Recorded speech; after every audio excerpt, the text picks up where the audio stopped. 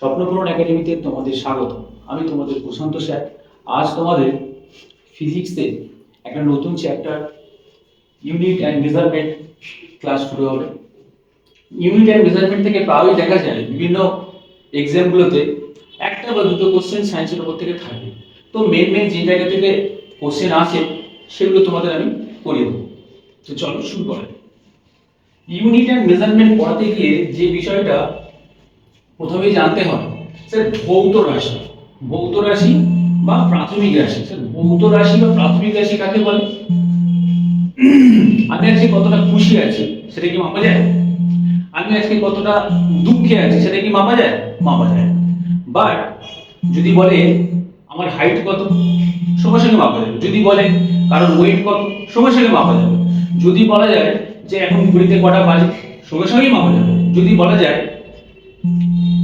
ইলেকট্রিসিটিতে তোমার কত বিল এসছে, মাপা যায়।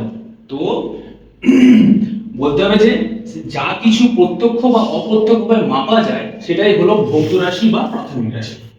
এবার এই ভৌত রাশিকে আমরা সাধারণত চার ভাগে ভাগ করতে পারি। ভৌত রাশি কয় ভাগে ভাগ করতে পারি? চার ভাগে ভাগ করতে পারি। ভৌত রাশিকে চার ভাগে ভাগ করতে পারি। কি কি স্যার? মৌলিক রাশি, লব্ধ রাশি, ভেক্টর রাশি আর স্কেলার রাশি। তো আমরা প্রথমে মৌলিক রাশি সম্পর্কে বুঝব। স্যার মৌলিক রাশি কি?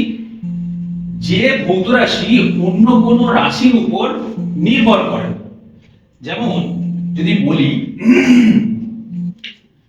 যদি কারো দৈর্ঘ্য বারুইপুর থেকে, যদি বলি যে বারুইপুর থেকে মল্লিকপুরের দৈর্ঘ্য কত, তো বারুইপুর থেকে মল্লিকপুরের দৈর্ঘ্য মাপতে গেলে কোনো কারোর সাহায্য দরকার?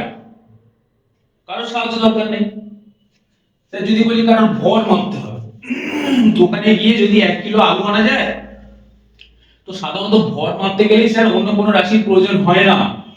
যদি সময় মাপতে বলা যায়, তো সময় মাপতে গেলে সিম্পলি অন্য কোনো রাশির প্রয়োজন হয় না। সিমিলারলি স্যার তাপমাত্রা বলতে কার শরীরে কতটা হিট রয়েছে সেটাই মাপতে গেলে অন্য কোনো রাশির দরকার পড়ে না, শুধুই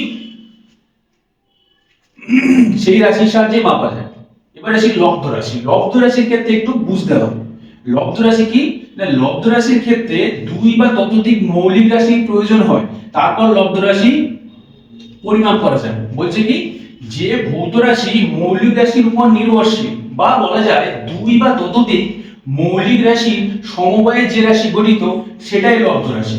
যেমন বল বলতে কি? বল বলতে আমি কোনো বস্তুর উপর যদি বল প্রয়োগ করি সেই বস্তুটা তো সরে যাবে, সেটাই বল। আচ্ছা বেগ মানে কি? ভেলোসিটি। তো এখানে দেখো বেগ বা ভেলোসিটি বার করতে গেলে দুটো রাশির প্রয়োজন হচ্ছে না, এই দুটোই রাশি কিন্তু মৌলিক রাশি। সিমিলারলি ঘনত্ব বের করতে গেলে, স্যার ঘনত্ব বের করতে গেলেও কোনো বস্তুর ঘনত্ব কত, বস্তুর ঘনত্ব বলতে কি স্যার বস্তুর মোট ওজন, এটাকে ওজন না বলে এটা যদি ভর বলা হয় আরো ভালো হয়। তো এখানে দেখো এই ভর একটা মৌলিক রাশি সাহায্য করছে, তারপর ঘনত্ব বের করতে পারা যাচ্ছে। সিমিলারলি যদি বল বলা যায়, স্যার বল মানে কি? বল মানে mass into acceleration, m into a। Sir mass মানে ভর আর অ্যাক্সিলারেশন মানে ত্বরণ।